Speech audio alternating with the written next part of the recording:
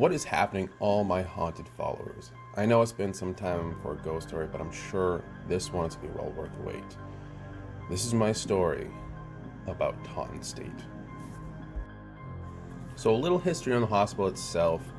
It was opened in 1854 and began operations the same year. The hospital itself was to treat the mental health patients or the mentally ill at the point. Back then, anything could be considered mentally ill. Somebody who has ADD or ADHD. Back then, treatment was a lot different than what we have now, obviously. The building is still in operation to this day.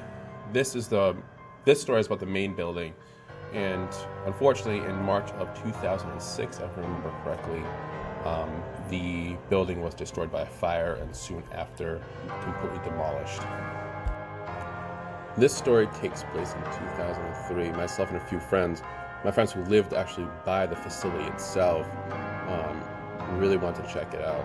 Now, my friend's brother actually worked security there, and we basically got permission to go. He said, it was along the lines of, as long as we're out by 1, which I believe is a shift change. I don't know if they have security anymore. I don't know if it's state police that took over doing that, or they still have actual security, but back in 2003 they did. And I'm not going to drop names or anything because I don't want to get my friend in trouble or his brother in trouble or anything like that. But we did have permission to go there. And me, I'm not going to trespass on a place without some type of, permission. And I never condone this. And I'm going to repeat myself in every video doing this. I don't condone ever going to some of these locations because, first off, it's a dangerous game going to these places because you don't know in what type of disrepair these locations are. You could run into wild animals, you can run into the homeless, or you could run into something far more dangerous, or you don't even know what you're dealing with when you walk into these locations. So just don't do it. So this took place, I believe it was a Saturday night, if I remember correctly. And where my friend lived, we would have to walk down the train tracks to get to this because there's train tracks behind the building itself, if I remember correctly. This has been so long now, guys.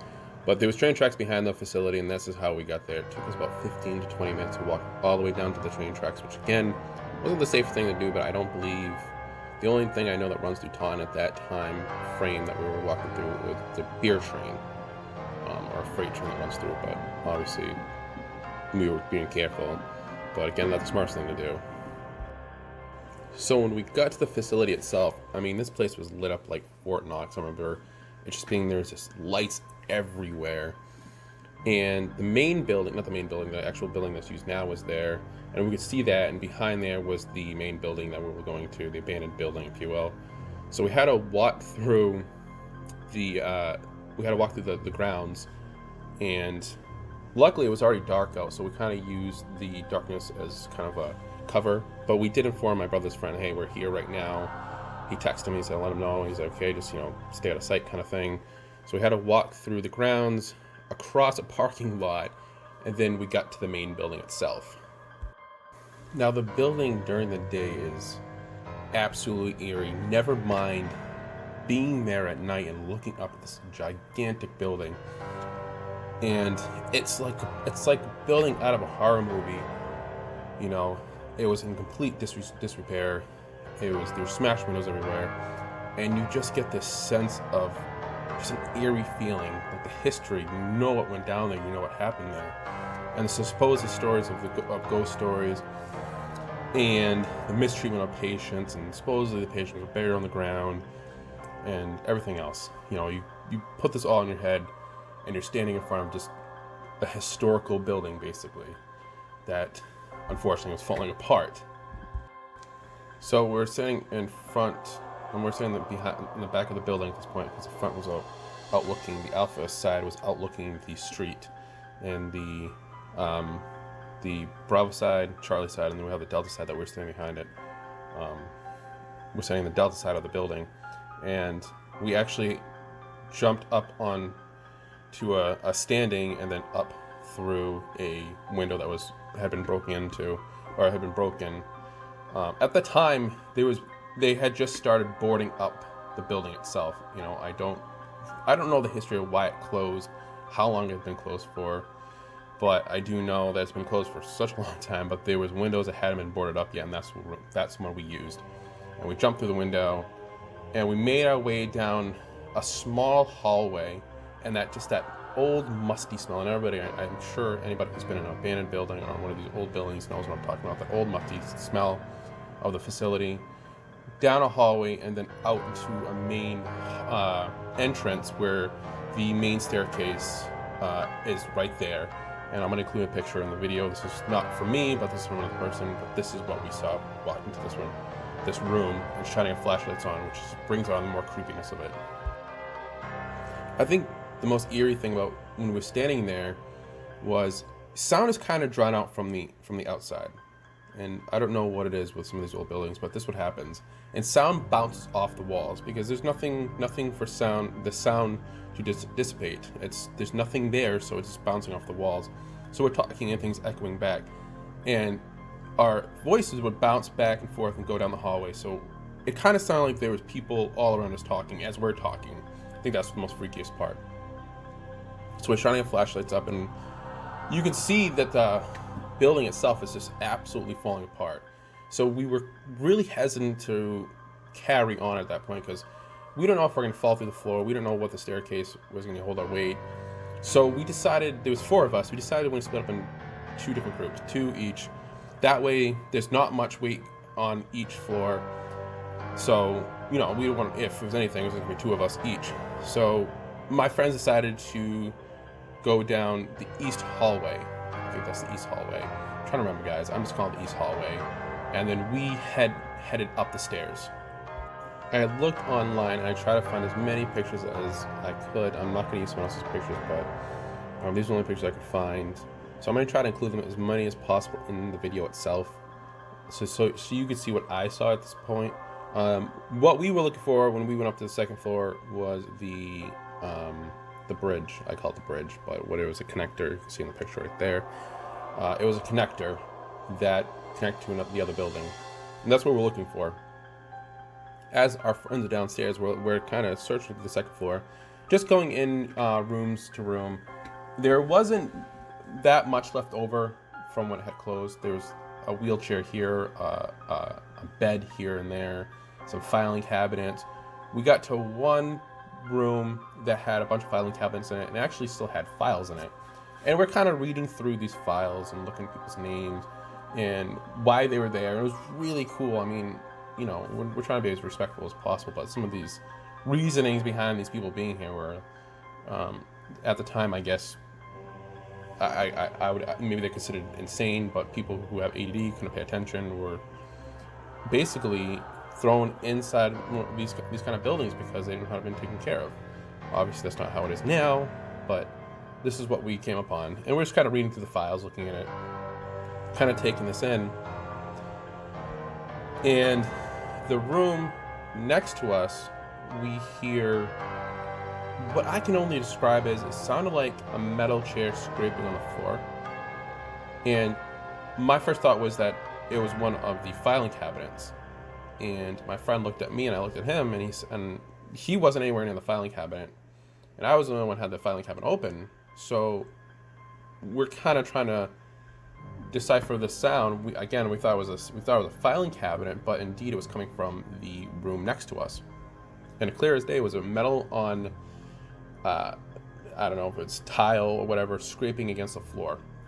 A chair being moved, right? And then it went quiet for a little bit, and we stopped, and we heard it again, and it was scraping on the floor, and the sound got closer at this point. The sound was almost outside the door we were standing in. I mean, the room where we're standing in. So we go to exit the room, and before we had gotten into the room itself, I like to take mental pictures, especially in one of these locations. But I like to take mental pictures.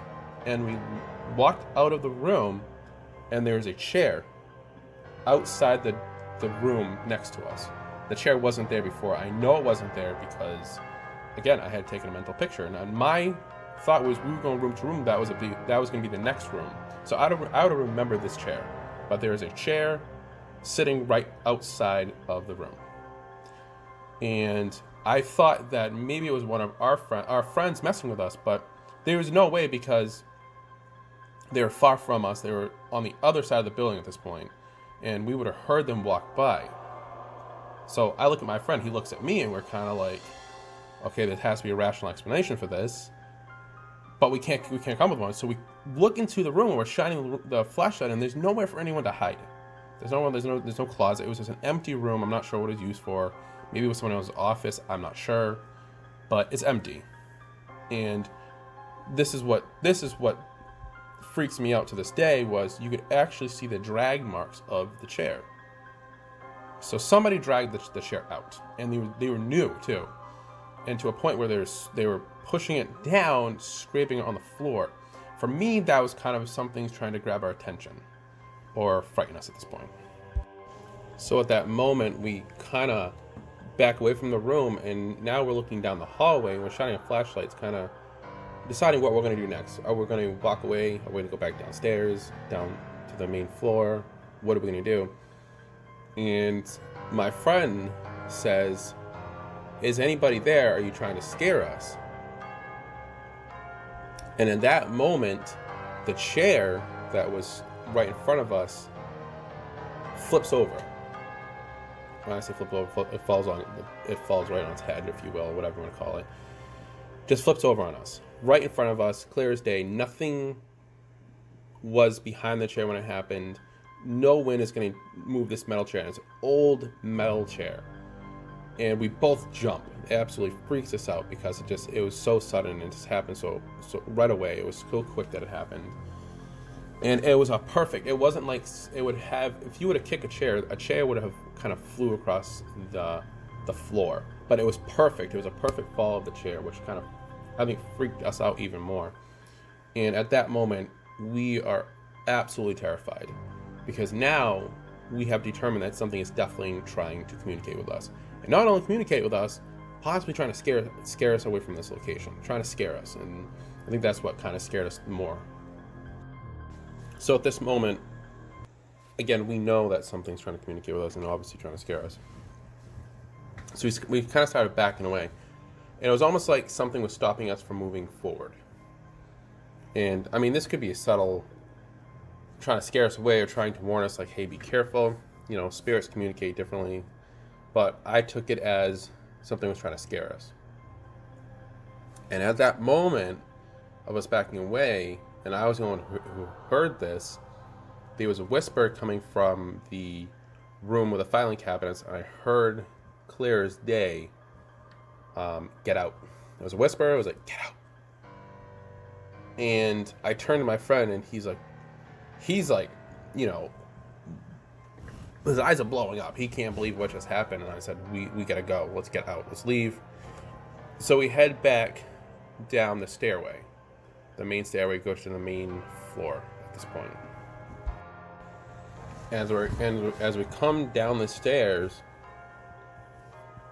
two of our friends, went to another location in the building, are beelining it towards us, white as ghosts, and they're out of breath, and they could barely speak or say anything.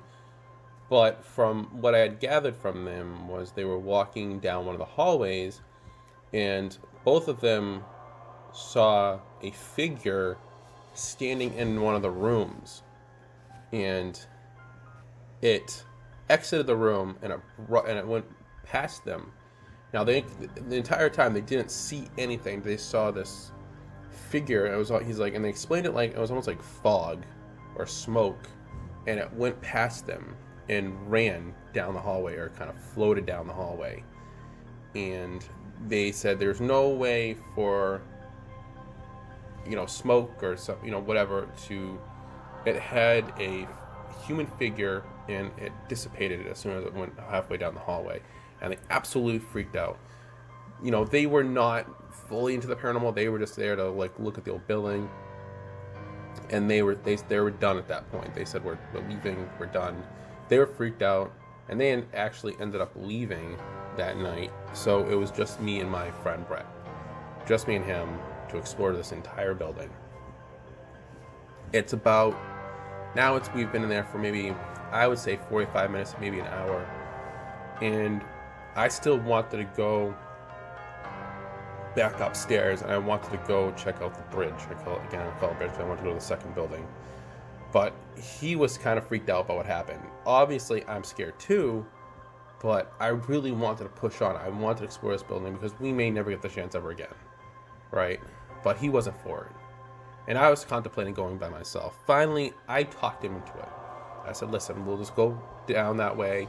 We'll go over the bridge. We'll go to the second building, and then we'll come back and we'll leave. So he was like, fine. So we get back up to the second floor, and we start heading towards the hallway that we had went down. And the chair is still there on the ground. And the further we push on, the further we go down the hallway, the more feeling I get as if I shouldn't be there. I can't explain it. I just a feeling that every bone in your body is telling you to turn around and leave. But I pushed on. I didn't care. I wanted to go on. I wanted to keep going. Which, you should really listen to your mind at that point. You should really listen to your sixth sense, because something's telling you don't continue to go. And I had the feeling that I needed to duck or move out of the way, and I don't know what it was, and I'll never be able to explain this feeling. It's just a feeling that I need to move, like something's going to happen if I don't move. And I move over, and I push my friend over, and again, this is just instinct for some reason. And the chair that we had dealt with earlier comes flying by us in a very violent manner. And when I say fly, it flew by us. I saw the chair, and it smashed on the ground no more than 5 to 10 feet away from us. And this is a heavy chair. I don't know if you guys ever seen one of these chairs. They're heavy as hell. I don't know what it was used for, but it was heavy. And it was tossed like it was a tin foil. And we turn around, we shine our flashlights on the hallway, thinking that somebody was there that threw it at us. And the hallway is absolutely empty. There's nobody there. At that moment, I did something you should never do. Because I think that spirits draw off energy. They draw off our feelings. And I got angry. I got really angry. More angry than I've ever been. And I just started cursing whatever was there. I said, why would you throw a chair at us? What are you trying to prove? Again, this wasn't the smartest thing to do, because now you're challenging the spirit, basically. I wasn't challenging it, but you may be challenging it. I don't know. And I said, screw this. Let's go. And my friend is absolutely terrified right now. He could not move. So I grabbed his arm. I said, let's keep going. And I grabbed his arm, and the second I grabbed his arm to push him forward, something shoves me. And it was a hard shove to a point I fell on the floor. It felt like the biggest wrestler in the world shoved me. And to a point where I got shoved so quickly, I brought him down with me. Now we're both on the floor. And we're both staring at the floor. So I roll back over, and now I'm in flight or fight mode. And I'm ready to fight. I don't know why it was. I was ready to fight someone. I wanted blood. And I was so angry at this point because someone shoved me and there was no one there. And as we're standing there, we hear the chair start moving again. Kind of like, it was almost like someone's trying to pick it up. And I was like, we gotta go. We're at this point, we're being attacked and we're gonna get hit with that chair. So we run, and we run as fast as we can back down the stairway to the main floor. And we hear the chair upstairs hit one of the walls. At this point, we run out of the building and we run across the yard and through the parking lot into the woods near the train tracks. And I'm out of breath, he's out of breath, and I am just The first time, I think, terrified. I was personally attacked. This was my first time ever being attacked by something or someone. And it was so surreal because I just couldn't believe it. This happened. In my head, at that time frame, spirits couldn't harm you. They didn't want to harm you. But in dealing with this location and whatever spirits we're dealing with, it very well might be that we were dealing with someone who in life was a violent person, and they were trying to get us out of this location. I really don't mean it for it to be such a short story, guys. I don't, but it was that quick. The activity went from 0 to 10 in the matter of 2 hours. And this location for me, I think, was what drew me, knowing that I need to take a different approach when it comes to investigating. Trying to challenge these spirits, trying to challenge whatever these things are. You're going to lose, and you're going to lose every single time. I see TV shows like Ghost Adventures and all these shows that, Zach Bagans is trying to challenge these spirits, but you're going to lose at some point. You're going to lose, and you're going to lose hard. I never condone doing that. I never condone trying to challenge one of these spirits. It was in a lose-lose situation at that point. And I think if it hadn't been for us running and just getting out of that moment, I don't know if we would have made it out of that. I really don't. If that chair would have hit us, that was a heavy chair, guys. I mean, I wish I know what kind of chair it was. It was heavy as hell. If that had hit one of us, I don't know if we would have made it out. I really don't. Guys, I hope that you like this one. Again, it was a short story, but it was one location that had forever changed my way and my view of the paranormal, and how to this day I bring that knowledge to my investigations, to never challenge these things. Thanks for listening.